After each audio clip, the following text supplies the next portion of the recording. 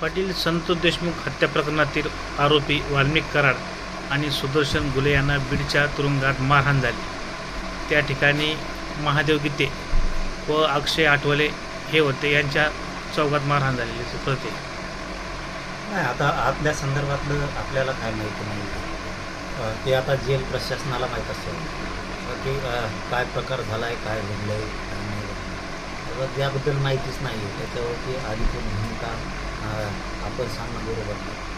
ते काय असं त्याचं आत काय झालं आहे का नाही झालं आहे का होऊ दिली नुसतं झालं म्हणून हे काय हे की सोंग करणारे आहेत ना, जे आरोपी आहेत नाही संतोष भाईंच्या त्या प्रकरणातले ते सोंगले करतात.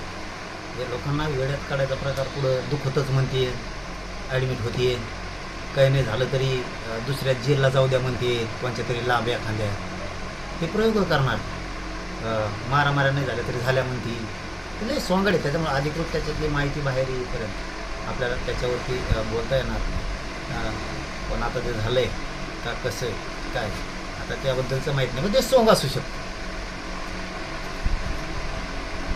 या प्रकरणात गुन्हा दाखल होण्याची सुद्धा प्रक्रिया सुरू आहे. त्या संदर्भात काय बोलाल?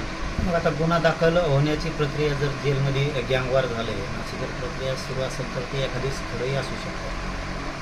त्यामुळं त्यांना आता काय केलं पाहिजे जेल प्रशासन ठरवलं. त्यांच्यावरती तर गुन्हे दाखल होतील, परंतु ना तो खटला लवकर संपवणं गरजेचं आहे. याच्यातून मला असं वाटतं की गँगवार वाढून हे विनाकारण एकमेकाला संपवून त्याच्यापेक्षा तातडीनं हा खटला चालून यांना ताबडतोब फाशी शिक्षा झाली पाहिजे. म्हणजे ते प्रश्नच मिटून जाईल काय नाही.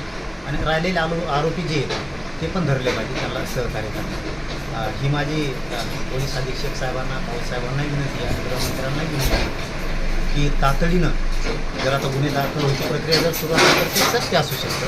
जे जर सत्य तर हे खटला लवकर संपवा, फास्ट ट्रॅकवर चालवा आणि लवकर यांना फासावरती जावं. फाशीची शिक्षा यांना तातडीनं लवकर द्या.